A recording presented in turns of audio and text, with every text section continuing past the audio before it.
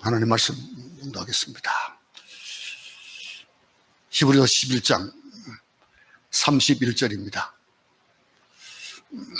다 같이 한 목소리 합독합니다. 시작. 믿음으로 기생 라합은 정탐꾼을 평안히 영접하였으므로 순종하지 아니한 자와 함께 멸망하지 아니하였도다. 다시 한번 읽겠습니다. 믿음으로 기생 라합은 정탐꾼을 평안히 영접하였으므로 순종하지 아니한 자와 함께 멸망하지 아니하였도다. 아멘. 성경은 가끔 우리에게 생각하지도 못한 그런 예기치도 못한 그런 진리들을 우리에게 얘기를 해줍니다. 그 성경이 얘기하는 것은 어떨 때는 그 성경이 정말 우리의 낯짝이 뜨거워질 만한 그런 죄악된 것들, 부끄러운 것들도 나타내시고 그 속에서도 정말 우리가 본받지 않아야 될 것들이 정말 그것이 본받는 세상 사람들을 본받는 그런 것들로 보여져서 우리가 다시 한번 일깨워지는 그런 것도 있고, 또 우리는 정말로 우리의 삶이 어떤 삶이 되어야 될까라고 하는 그 믿음에 대한 얘기들, 그 진리가 우리를 다시 한번 일깨워주는 그런 것을 보게 됩니다. 근데 오늘 우리가 예기치 못한 진리 가운데 하나, 예컨대 우리가 지금까지 히브리서를 통해서 위대한 사람들의 믿음에 대한 것들을 공부하고 있습니다. 그 가운데는 우리가 아벨도 봤고 에녹도 봤고 노아도 봤고 아브라함도 봤고 모세도 봤습니다. 지금 히브리서 강의 가운데 이 11장에 굉장히 긴 그런 역할을 믿음으로 가지고 우리가 어떨 때는 이렇게 오늘 같은 한 절 가지고 말씀을 보기도 하고 그럽니다. 그런데 이 아벨이나 에녹이나 노아, 아브라함, 모세 등은 누가 봐도 이들의 믿음은 정말로 훌륭하죠. 정말 믿음의 조상이라고 할 만한 그런 사람들입니다.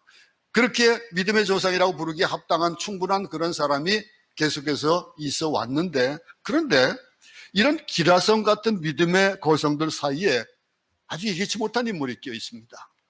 생각하지도 못하던 죄인으로 취급받던 창녀, 버림받은 이방인 기생. 여기 기생이다라고 하는 말은 그저 우리가 생각하는 그런 정도의 기생이 아니고 몸을 파는 그런 창녀예요. 그런 사람이었던 거예요. 그 여인의 이름이 뭡니까? 라합입니다. 근데 이 라합, 어떻게 기생 라합이 이처럼 위대한 믿음들의 선열 가운데 설 수 있었냐라고 하는 것. 참 이거를 이 에베소서에 보게 되면은 에베소 2장에 한번 생각해 볼 수 있는 그런 여건이 기본이 되어 있는 게 있습니다. 다 같이 한번 보겠습니다. 2장 11절부터 12절을 보면은, 그러므로 생각하라. 너희는 그때에 육체로는 이방인이요 손으로 육체에 행한 할례를 받은 무리라 칭하는 자들로부터 할례를 받지 않은 무리라 칭함을 받은 자들이다. 그때에 너희는 그리스도 밖에 있었고 이스라엘 나라 밖의 사람이라. 약속의 언약들에 대하여는 외인이요 세상에서 소망이 없고 하나님이 없는 자. 이렇게 일컫는 이 이방인에 대한 것들, 이게 오늘 어떻게 보면 이 말씀은 기생 라합에게 아주 적합한 그런 말씀이에요. 라합의 신분, 처지, 그 여건, 이걸 보면은 어느 누구도 기억해 줄 만한 사람이 아닙니다. 어떻게 내놓을 만한 게 아무것도 없어요. 그런데 이 한 동네 사람들조차도 거들떠 보지 않는 사람이잖아요. 이런 여자인데 하나님은 여리고성이 무너지는 그 속에서, 그 심판 가운데서 단 한 사람, 이 사람을 통해서 이 사람 가족들과 함께 이 사람들을 구원해 주셨어요. 이 라합을 기억하셨다라고 하는 것. 절망의 여자였던 그녀를 소망의 여자를 만드시고 나중에는 예수님의 족보에 등장하는 예수님의 조상이 되게 하셨다. 참 이해가 가는 얘기입니까? 이해가 갈 수 없는, 세상의 어떤 그런 조건이라든가 세상에서 상식이라고 얘기하는 것들에 도무지 거기에 걸맞지 않는 그런 일입니다. 근데 이 기생 라합이 어떻게 위대한 믿음의 사람들과 어깨를 나란히 할 수 있었는가, 그리고 예수님의 족보에 오를 수 있었는가를 본다면은 이 여건을 한 두 가지 측면으로 볼 수 있을 겁니다. 그 입장을 어디에서 보냐? 하나님의 입장에서 보는 것과 사람의 입장에서 보는 것, 이게 두 가지가 다를 수 있을 겁니다. 이 두 가지 측면에서 보면은 하나님의 측면, 먼저 하나님의 측면에 대해서 보겠습니다. 하나님의 입장에서 볼 때 기생 라합이 믿음의 조상이 될 수 있었던 것은 뭘까요? 분명히 이거는 하나님의 은혜 아니면은 말할 수 있는 게 없습니다. 어디 뭐 얘기할 수 이것밖에 설명할 길이 없어요. 하나님의 은혜다. 어떤 여자입니까? 뭐 기생이라고 했는데 이 창녀라는 뜻이 있다는 것은 뭐 말씀드렸습니다. 아마 이 기생이라고 번역된 이 번역을 다르게 한다면은 조금 적합한 이 번역이 창녀다 이렇게 번역하는 것이 더 맞을 겁니다. 가장 천대받는 계층이었고 사람으로서는 가장 밑바닥 직업인 그런 사람. 이 여자는 아까 에베소서에서 우리가 읽었듯이 이방인 중에도 이방인이에요. 이 선택받지 못한 이방인이고 특별히 또 그는 우상 숭배를 하는 아모리 족속 계열입니다. 가나안 땅에 있는 사람, 가나안을 뺏기 위해서 들어가는 그 일들, 그 가나안에 있는 거민들을 쫓아내야 되잖아요. 그 가운데 우상 숭배하는 족속이 있기 때문에 그들을 쫓아내는 거거든요. 근데 그건 아모리 족속의 계율이에요. 근데 이런 여자가 여리고성이 무너질 때 그 수많은 사람 가운데서 홀로 구원받습니다. 그로 인해서 그 가족이 구원받습니다. 어떻게 되겠을까요? 아무리 생각해도 이 하나님의 은혜하고는 아니고는 도무지 가능한 방법이 없는 거예요. 완전 불가능해. 은혜는 뭡니까? 은혜라는 것은 값없이 주어지는 혜택이거든요. 그러니까 값없이 주어지는 건 뭐예요? 일방적으로 하나님이 주시는 거거든요. 하나님으로부터. 구원은 하나님의 선물입니다. 그러니 우리가 구원을 받았다라고 하는 것은 내가 어떤 공로를 위해서 구원받은 것이 아니거든요. 알미니안주에서 얘기하듯이 내가 어떤 공로를 세워서 그 공로로 말미암아 구원받은 그런 것이 아니고 전적인 은혜다. 이 여자가 하나님의 은혜와 축복을 받기 위해서 행한 것 아무것도 없습니다. 아무것도 행한 것 없어요. 아무리 생각해봐도 없어요. 이게 은혜입니다. 구원받을 자격이 있어서 구원받은 사람 아마 이 세상에 아무도 없을 겁니다. 없을 겁니다 아니고 없습니다. 자격 가지고 구원을 받을 수 있는 사람. 바울은 어떤 말을 했습니까? 그래서 나의 나된 것. 바울이 어떤 사람이에요? 대단한 사람 아닙니까? 근데 그가 나의 나된 것은 나 때문이 아니고 내가 가지고 있는 학식 때문도 아니고 내가 가지고 있는 뭐 어떤 배경도 아니고 나는 아무리 세상 사람들이 얘기하는 가말리안 문화에 있는 공부하는 사람이라 하든 그런 석학이라 할지라도 그것까지 되는 게 아니고 나는 이거는 나의 나된 것은 하나님의 은혜다. 다 그렇게 사도 바울이 얘기했습니다. 시편 기자는요, 시편 116편에서 내게 주신 모든 은혜를 내가 하나님께 무엇으로 보답할까?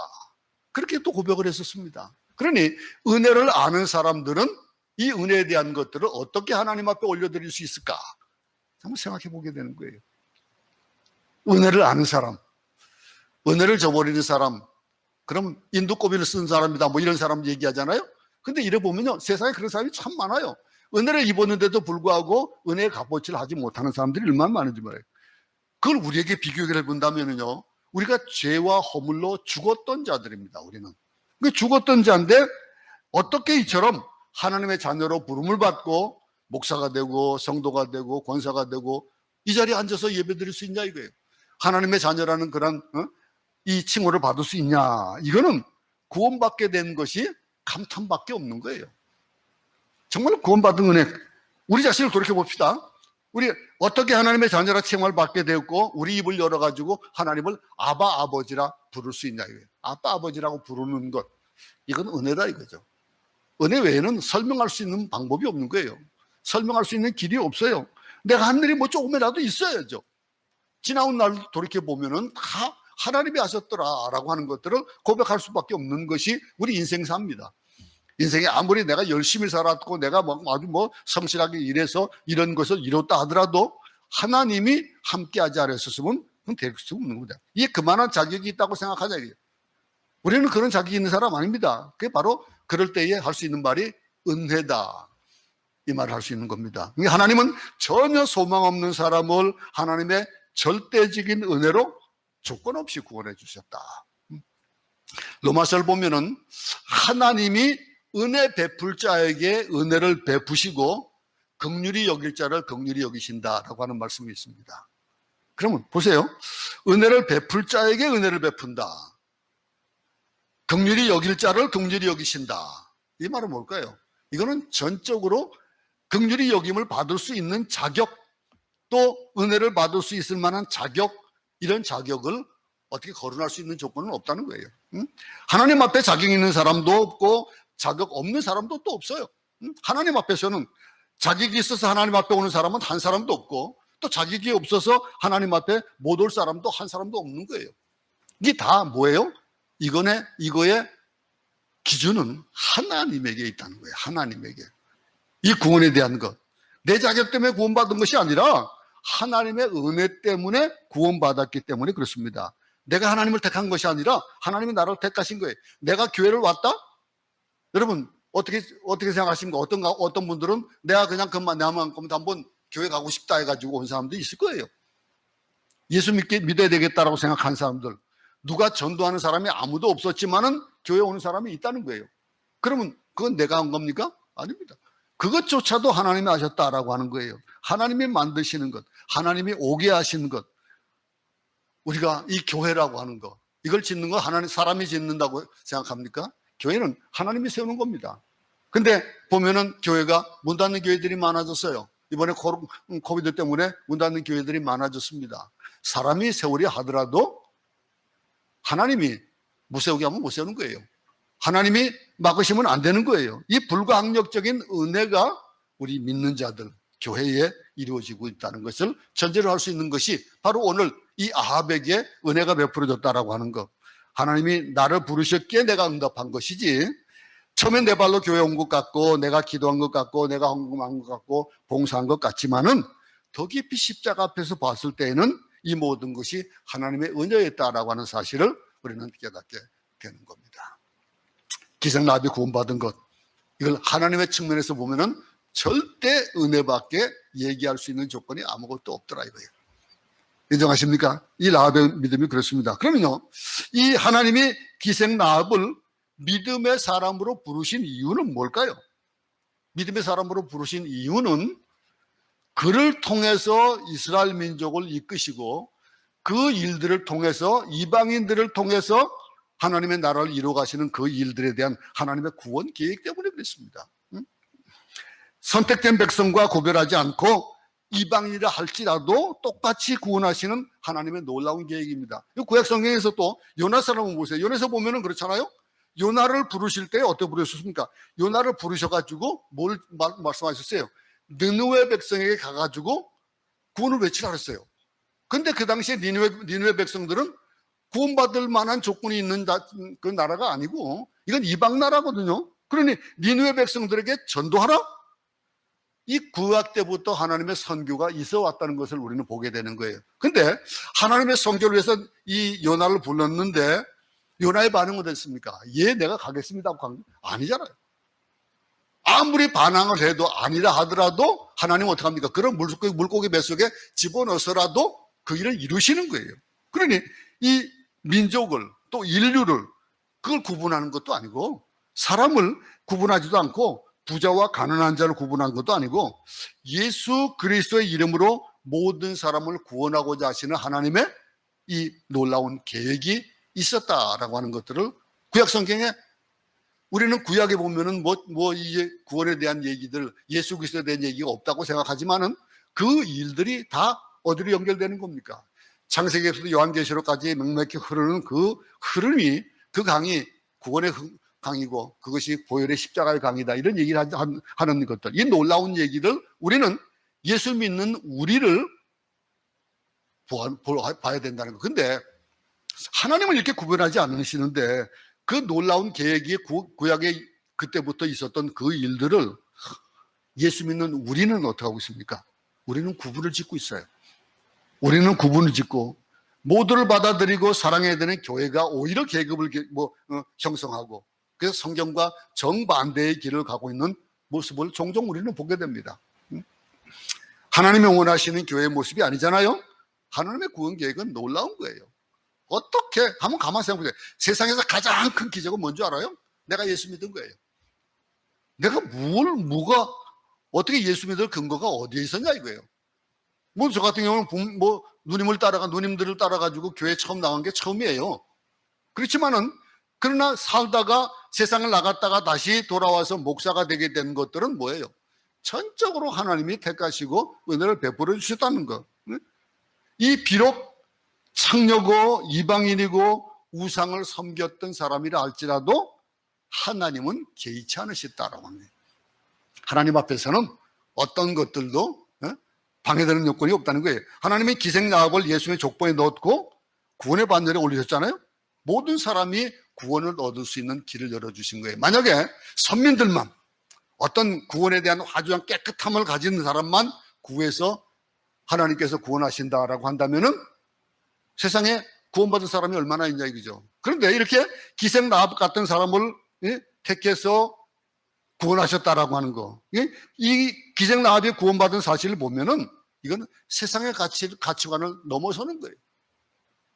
하늘의 가치관을 깨닫게 되는 것이고 한 사람의 소중함이 얼마나 중요한지를 보여주는 거예요.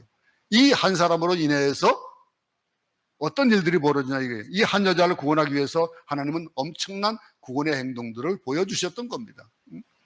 성경은 숫자에 놀아나지 않습니다.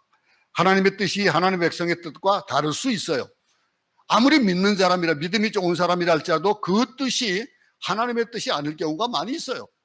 목사가 바른 길로 인도하지 못한다, 성도들을 바른 길로 인도하지 못한다, 그러면 하나님은 그걸 틀어서 꼭 하나님의 뜻대로 이루시는 모습을 우리는 보게 되는 겁니다. 그러니 민중의 뜻 다 오는 것이 아니잖아요. 민주주의가 다 오는 것 같죠. 근데 그 민주주의가 가만 보면은 다수에 의해 흘러가요.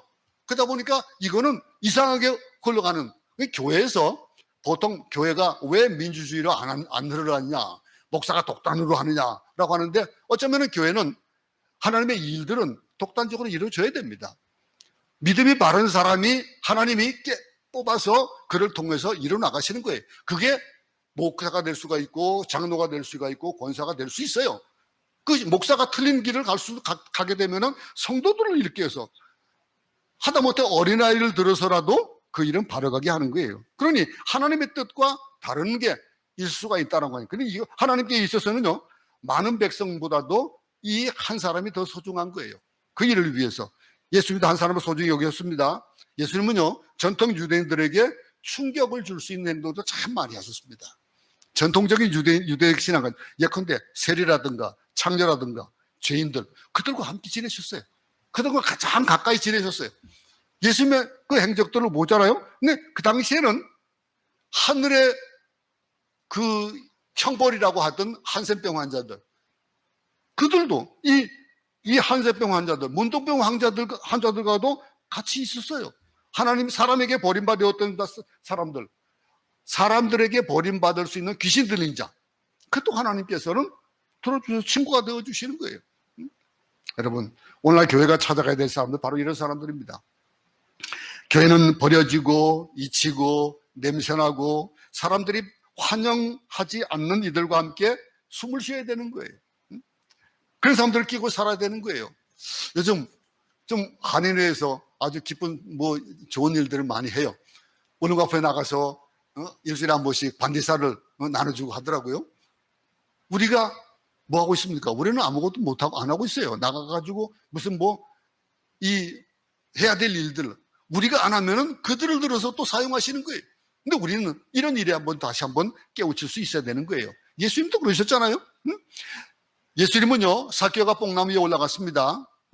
근데 올라간 거 보고 뭐라고 하십니까? 삭개오야, 속히 내려와라. 내가 오늘 내 집에 유의해야 되겠다. 세상에서 이 세리만큼 그렇게 천대받는 사람들이 없는 그런 일들이에요. 왜냐하면 죄인이니까, 남의 것을 뺏는 사람으로 여기니까. 예수님은요, 자격지심이 크고 열등의 의식이 많고 자기를 학대하고 자기는 아무것도 아니라고 생각하는 사람들, 그런 사람들의 집에 가기 원하셨던 것. 예수님의 행적을 보면 알잖아요. 스스로 버려졌고 잊혀졌고 외롭고 병들어서 아무 쓸모없다라고 하는 사람들에게 찾아가기를 원하시는 그 하나님의, 예수님의 이 은혜에 반응하는 라합의 믿음 앞에서도 라합에 대한 하나님의 은혜의 측면을 우리가 봤습니다. 그러면은 이렇게 하나님의 입장에서, 하나님의 측면에서 보면은 이건 전적인 은혜예요. 하나님의 계획이고. 그러면 이 라합의 믿음에 대해서 한번 보겠습니다. 이거 인간의 측면에서 한번 보겠습니다. 하나님의 은혜는요, 언제나 인간의 믿음과 짝을 이룹니다. 하나님이 아무리 은혜를 베풀어 주셔도 내가 믿음으로 응답하지 않으면은 그 은혜는 결국 갈 수밖에 없는 거예요. 그건 내가 선택해야 될 부분들이에요.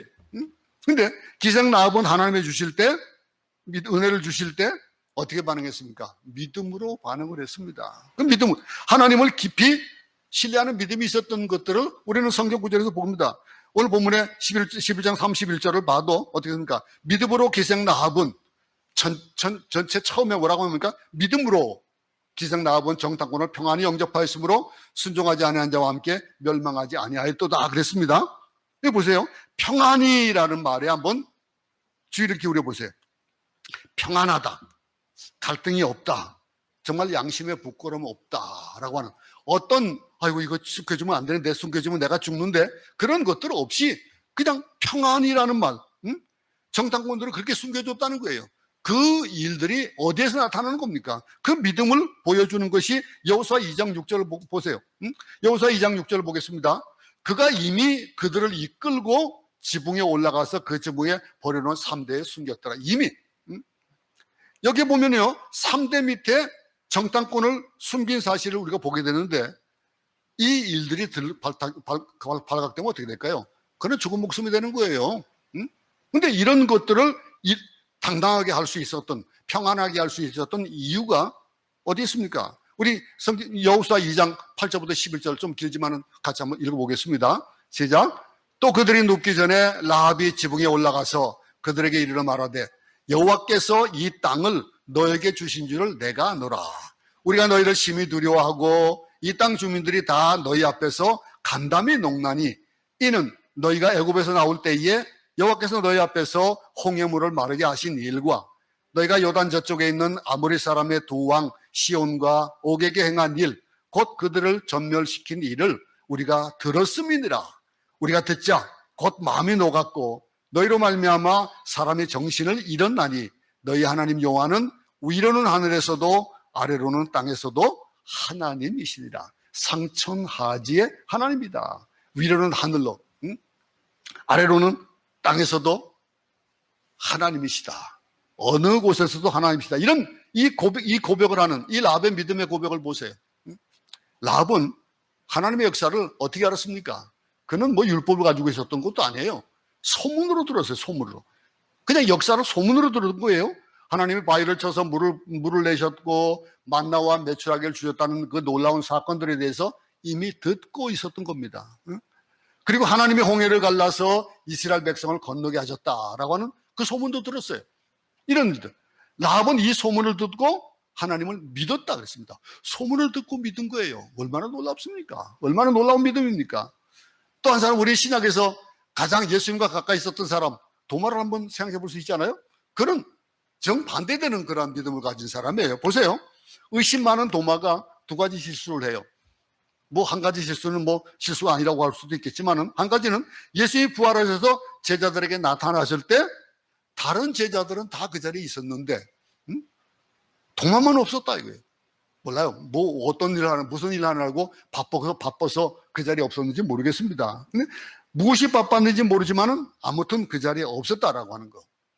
우리도 있어야 될 자리에 있지 못하는, 믿음의 자리에 있지 못하고 다른 곳에 나가 있는 사람이 있을 수 있다는 거예요. 근데 그런 사람들에게는 어떤 것들이 따라오게 됩니까? 실수를 하게 되는데, 자기가 거기 없었다는 이유로 다른 제자들이 전해주는 예수님의 부활 소식을 믿지 못했어요. 이런 두 가지 실수를 했어요. 있어야 될 곳에 있지 못하고 믿어야 될 것은 믿지 못하는 그것. 근데 우리가 보면요, 보이는 것만 믿으려고 그러거든요. 우리는 이 통계도요, 어떤 프로테지를 잘 나타내는 것 보면 믿으려고 그래요. 그런데 우리가 믿지 못하는 것들, 요한복음 20장 25절 한번 보겠습니다.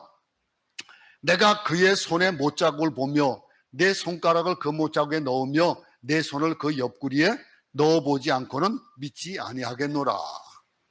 이게 누구 얘기예요? 이게 도마 얘기예요. 나 같으면 아마 안 믿으면 말어 그랬을 것 같아. 그런데 예수님은 그렇게 하지 않으셨습니다. 그렇게 교만하고 자존심 강하고 합리적인 도마에게 예수님은 또 다시 나타나셨어요. 그래가지고 뭐라고 얘기합니까? 이어서 20장 27절입니다. 내 손가락을 이리 이끌어 내 손을 보고 내 손을 내밀어 내 옆구리에 넣어보라. 그리하여 믿음 없는 자가 되지 말고 믿는 자가 되라 그랬습니다. 얼마나 고마운 예수님입니까? 응? 죄와 허물로 죽었던 우리, 감히 하나님 앞에 설 수 없었던 우리, 거기다가 교만하고 하나님께 반항하는 우리를 주님은 거절하지 않으시고 내게로 오라 불러주시는 거예요. 잘나서가 아니고 아무리 잘나도 인간은 인간일 뿐입니다. 하나님 앞에서는 정말 한낱 미물에 불과한 것. 근데 도마는 이런 예수님 앞에 드디어 무릎을 꿇습니다. 그리고 뭐라고 이겁니까? 나의 주님이시여 나의 하나님이시다 이렇게 고백합니다. 부활하신 예수님 앞에 무릎 꿇고 신앙 고백을 하는데 이때 예수님이 아주 중요한 말씀을 하고 가셔요. 뭐라고 했습니까? 너는 나를 본고로 믿느냐? 보지 못하고 믿는 자들은 복되도다. 이 말을 바꿔 말하면 여러분들 어떻습니까? 여러분들 예수님 봤습니까? 못 봤어요. 우리하고는 시대가 완전히 차이가 나는 그런 시대지만 우리는 믿고 있습니다. 그러면 우리는 뭐예요? 복된 사람들이에요. 나는 복된 사람이다 이렇게 고백을 해야 되는 거예요. 성경을 읽으면서도 하나님이 계신가 안 계신가 의심하는 사람들, 교회를 다니고 말씀을 들으면서도 그 설교를 듣고 예배를 드리면서도 믿음이 안 생기는 사람들이 참 많아요. 참 안타까운 일들이 얼마나 많은지 몰라요. 이런 사람들, 근데 그런 사람들과 다르게 소문만 듣고도 하나님을 하늘과 땅의 하나님이다 이렇게 말하는 믿음을 가졌다. 이건 전혀 다른 믿음입니다. 보고도 못 믿는 사람들이 얼마나 많은지 몰라요. 보고도. 근데 이 라합의 믿음이 얼마나 귀합니까? 그런 율법을 들어본 일도 없었어요. 율법을 들어본 일도 없고 하나님을 만나본 일도 없고 하나님이 그 꿈에 나타나가지고 정탐꾼이 올 텐데 그들을 뭐 숨겨줘라 이런 얘기한 것도 없고 그냥 소문을 들었어요. 그건 어떤 환경에 살은 사람입니까? 우상 숭배하는 환경 속에 살았던 사람이에요. 하나님의 백성이 온다는 소문, 요단강을 건너서 하나님의 백성이 온다는 소문만 듣고 그 하나님이 온 천지에 하나님이라고 하는 것, 이것을 믿는 믿음, 이건 놀라운 믿음입니다. 한번 바꿔서 한번 생각해 봅시다. 우리가 예수 믿을 때 어떻게 믿었습니까? 내가 예수 믿은 걸 한번 다시 한번 생각해 볼 수 있기 바랍니다. 나는 어떤 믿음을 가지고 있냐? 이 믿음을 우리는 배워야 될 겁니다. 우리의 지혜나 능력으로 하나님을 해석한다? 아무리 해석해봐도 해석할 수 없습니다. 내가 알고 있는 이 머리 가지고 이 편협한 그런 생각 가지고 사고 가지고는 하나님 알 수 없는 거예요. 근데 하나님 우리보다도 지혜와 능력이 많으신 분이라는 건 이 라합처럼 하나님에 대한 소문만 듣고도 하나님을 신뢰하고 믿을 수 있는 그런 믿음을 가질 수 있기 바랍니다. 기생 라합의 믿음은 또 어떤 믿음이었습니까? 그것을 보고 행동하는 믿음이었다라고 하는 것. 하나님을 신뢰하고 하나님 편에서 행동하는 이스라엘 정탐꾼을 도와준 것을 보면은 알 수가 있어요.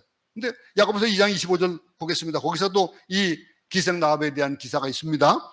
또 이와 같이 기생 라합이 사자들을 접대하여 다른 길로 나가게 할 때에 행함으로 의롭다 하심을 받은 것이 아니냐 그랬습니다. 단순히 설교 듣고 은혜 받는 것 중요하지 않습니다. 어떻게 됩니까? 고치고 행동해야 된다고 하는 거죠. 믿음대로 살아야 된다고 하는 거. 이 믿음은 곧 행동이라는 거예요. 이 믿음은 곧 실천이고 이 야고보 사도가 얘기했던 것들, 믿는다고 하면서도 행하지 않고 생각과 그냥 입으로만 예수님을 얘기하는 사람들, 몸으로 믿고 삶 전체로 믿어야 된다라고 하는 것들을 얘기해 주고 있는 겁니다. 자칫 잘못하면 우리는요, 귀와 머리가 커져요. 요즘 얼마나 유튜브라든가 얼마나 뭐 좋은 책들이 많이 있습니까? 그걸 보고 듣고 하다 보면은 머리는 커져요. 머리는 커지는데 우리의 믿음과 우리의 행동은 다르게 달라지는 그런 일들. 믿음의 생각 속에서만 뱅뱅 돌 수 있는 그런 일들이 만들어진다는 거예요. 삶과는 전혀 상관없는 믿음을 갖기 쉽다는 겁니다. 좋은 설교를 많이 들을 수 있고 그런 기회가 있는 사람들, 그런 사람들에게는 더욱더 특히 더 착각하기 쉬워요. 여러분들 얼마나 일주일에 얼마 동안을 여러분들 한번 이렇게 설교를 듣는 일들, 또 그런 일들에 정신을 쏟는지 그 시간과 한번 하나님의 말씀하신 그 말씀, 직접 말씀하신 성경 말씀을 읽는 것과 비교해 보세요. 성경만 잡으면 그냥 졸리고, 그런데 아주 재밌게 얘기하는 설교를 들으면 너무 좋아요. 말 잘한다. 안 믿는 사람도 야, 말 잘한다. 그러지만 돌아가면은 아무것도 남지 않는 것들이 많지만은 성경은 읽으면 읽을수록 그 속에서 달고 오면 젖과 꿀이 흐르는 것을 느끼게 된다는 것. 이걸 경험할 수 있기 바랍니다. 이걸 얘기하는 거예요. 좋은 설교를 많이 듣는다. 믿음으로 그것을 행하는. 이 라합은 그랬어요. 믿음으로 행했어요. 어떻게 행했습니까? 사자들 접대해서 다른 길로 가게 할 때에 행함으로 어렵다 하심을 받았다 그랬어요. 행함으로 어렵다함을 받았다라고 얘기하고 있는 겁니다.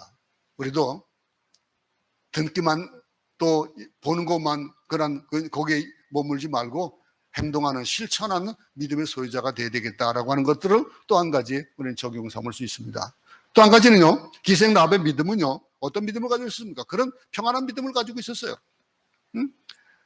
사람이 얼마나 불안할까요? 여러분, 이 정탐꾼을 숨겨놨어요. 숨겨놓고 왔는데 그걸 찾으러 왔잖아요. 사람들이 찾으러 왔을 때에 어떻게 했을까요? 얼마나 떳떳해야 되잖아요. 아주 이 두근두근하는 마음을 아마 감출 수 없었을 거예요.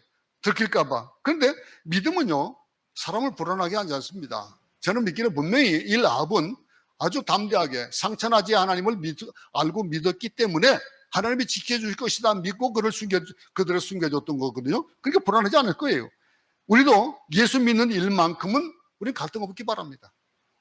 세상에 아무리 불이익을 당하고 내게 손에 잡힌 것들을 다 내려놔야 되는 그런 일이 있다 할지라도 우리는 흔들리면 안 되겠습니다. 믿음을 잃으면 안 되는 거예요. 평안한 믿음이 넘쳐야 된다라고 하는 거예요. 하나님이 주겠다고 약속하신 그 평안이 우리의 마음과 생각과 모든 삶의 모든 영역을 지배하게 될 때에 그때에 그 평안은 남들에게 그 평화를 전수하게 될 겁니다. 머지않아 우리가 알듯이 성경 말씀대로 종말의 때가 옵니다. 마지막 때가 옵니다. 장이 올 거예요. 그게 언제인지 몰라요. 어떻게 올지 몰라요. 그날이 도둑같이 온다 그랬습니다. 도둑같이 이뤄가지고 전 세계가 언제 불바다가 될지 모르는 거예요. 그러면 여리고성이 무너질 때 하나님을 믿었던 이 라합 외에 어느 누구도 구원받을 수 없었던 것처럼 대심판 때도 예외 없이 다 그 심판 안에 있을 거라는 거예요. 그러면 우리는 이 어려운 시대 가운데서 이 힘든 시대 가운데서도 내가 어떤 자세로 어떤 믿음을 가지고 살아야 될 것인가 라고 하는 것들을 아마 정립할 수 있을 겁니다. 보혈을 의지하는 사람, 어린 양 예수 그리스도의 피를 의지하는 사람은 심판에서 멸망받지 않는다라고 하는 그런 믿음이 있어야 됩니다. 이 라합은 이렇게 이러한 평안한 믿음을 가졌다라고 하는 것들을 우리는 이 본문에서도 볼 수가 있는 겁니다. 우리의 믿음은 어떻습니까? 한번 돌아볼 수 있기 바랍니다. 오늘 이 라합에 대한 얘기를 봤습니다. 이 라합의 믿음에 대한 것들을 보면서 하나님의 입장에서 보니까 이게 분명히 이거는 모든 것들은 하나님의 은혜였다라고 하는 거, 하나님의 계획 가운데 있었다라고 하는 거, 이 믿음의 사람을 부르신 이유가 하나님의 구원 계획이 있었다라고 하는 거. 그럼 그 구원 계획이 나를 통해서 이루실 일들, 나를 통해서 어떤 일들을 벌이실 것이냐. 제가 성교지 와가지고 30년 동안 있으면서 있었던 일들이 아무것도 내놓을 것 없어요. 내놓을 것 없지만은 그러나 분명히 믿기는 하나님이 나를 사용하셔서 하나님의 역사가 있었다라고 하는 거. 어떻게 그냥 뭐 수치로 몇 명이 세례받고 몇 명이 뭐 하고 이런 것보다도 하나님은 분명히 내가 교회를 아무리 많이 개척해서도 손가락에 셀 수밖에 없잖아요. 그 교회를 개척한 일들이 내가 한 일이냐 이거죠. 아니라니까 하나님의 구원 계획에 의해서 이루어졌다는 거. 그렇다면 내가 어떤 하나님이 나를 향하신 구원의 계획이 있으실까 생각해 볼 수 있는 사람이 되기 바랍니다. 그렇게 되면은 그 기생 라합이 가졌던 믿음을 가지게 될 것입니다. 그는 어떤 믿음을 가졌습니까? 하나님을 믿는 신뢰하는 믿음이 있었습니다. 우리의 삶을 지도하시고 우리를 이끌어 주실 분이 하나님이라는 것을 믿는 신뢰하는 믿음을 가질 수 있기 바랍니다. 근데 그 신뢰한 믿음은 어떤 것들이 바른 믿음이라고 얘기합니까? 행함이 있을 때에 그것은 바른 믿음이라고 하는 겁니다. 그런가 하면은 이 바른 믿음을 가지게 되면은 우리는 어떤 일이 있어도 좌로도 우로도 치우치지 않을 수 있는 평안한 그런 하나님이 함께 하신다는 그런 믿음을 가지고 살아갈 수 있을 겁니다. 우리의 모든 삶이 이런 이 기생 라합과 같은 하나님의 은혜 속에서 나를 향하신 구원 계획을 생각하고 그러면서 하나님을 깊이 신뢰하고 그러면서 그 일들에 대한 행동으로 나타내며 그리고 그 믿음을 가지고 살아갈 때에 두려움 없이 신뢰하며 정말 평안한 믿음을 가지고 사는 우리 모두가 되기를 간절히 바랍니다. 하나님 아버지, 오늘 기생라합의 믿음을 돌아봤습니다. 하나님, 그는 아무짝에도 쓸모없는, 세상 사람들이 어떤 조건이나 어떤 것들을 내어놓으라라고 할 만한 것에 아무것도 내어놓을 것이 없는 그런 자였지만은, 하나님은 그를 구원해 주신 하나님의 은혜였던 것들을 우리는 돌아보면은 정말 우리도 구원받은 것에 대한 하나님의 은혜다라고 하는 고백과 함께 우리를 향하신 하나님의 그 놀라우신 구원의 계획을 다시 한번 돌아봅니다.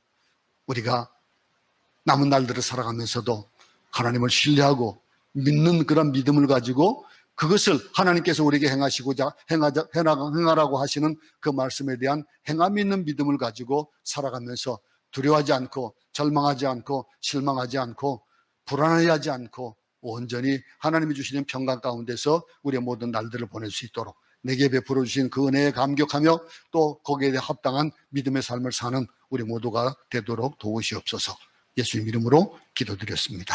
아멘. 주의 이름으로 예배를 마치겠습니다. 하늘에 계신 우리 아버지여, 이름이 거룩히 여김을 받으시오며 나라의 임하옵시며 뜻이 하늘에서 이룬 것 같이 땅에서도 이루어지이다. 오늘 우리에게 일용할 양식을 주옵시고 우리가 우리에게 죄진 자를 사하여 준 것 같이 우리 죄를 사하여 줍시고 우리를 시험에 들게 하지 마옵시고 다만 악에서 구하옵소서. 나라와 권세와 영광이 아버지께 영원히 있사옵나이다.